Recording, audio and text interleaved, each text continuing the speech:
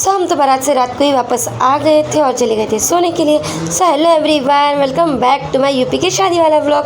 तो जब सुबह उठी तो यहाँ का मौसम काफ़ी ज़्यादा अच्छा लग रहा था और लोगों के चेहरे पर एक अलग ही चहल पहल थी। तो शादी के बाद आप लोगों को तो पता ही है कि हमारे यहाँ यूपी में ये नटखरा होना तो एक बेसिक थिंग है। तो ये रात में भी काफ़ी सारी चीज़ें थी जो चल रही थी, जो मैंने रिकॉर्ड नहीं किया, बट डे की जो चीज़ें थी वो मैंने रिकॉर्ड की है। फिर यहाँ पर बारात वापस आ जाती है। उसके बाद पहले हम भाभी को लेकर मंदिर गए, मंदिर के दर्शन कराया। उसके बाद हम घर लेकर आते।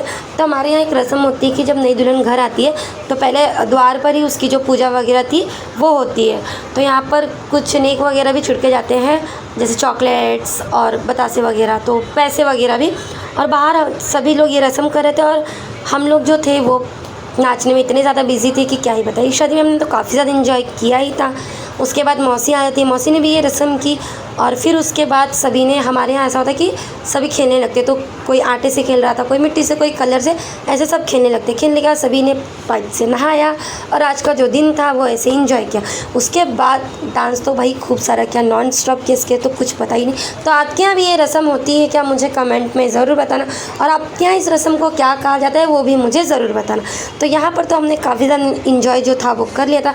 उसके बाद हम भाभी को घर के अंदर लाते हैं। तो यहाँ पहले हम हाथ के जो छापे होते हैं वो देते हैं। तो पहले भैया देते हैं, उसके बाद भाभी की बारी आती है। तो भाभी अपने दोनों हाथों से घर के जो दरवाजे होते हैं उनके चारों साइड छापे लगा रही होती हैं।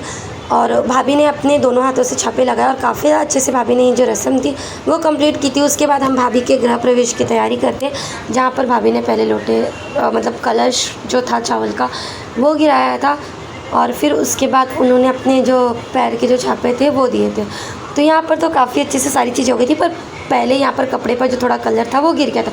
उसके बाद हमारे यहाँ एक रस्म होती है जिसमें लड़के के मंडप के अंदर एक फेरा लेना होता है। हमारे यहाँ पंडित जी जो होते हैं वो शायद 6 फेरे लगवाते हैं और उसका जो एक फेरा बाकी हो जाता है 7 फेरों में से, तो एक जो है वो यहाँ पर दूसरे दिन लिया जाता है, मतलब दूल्हे के मंडप में लिया जाता है।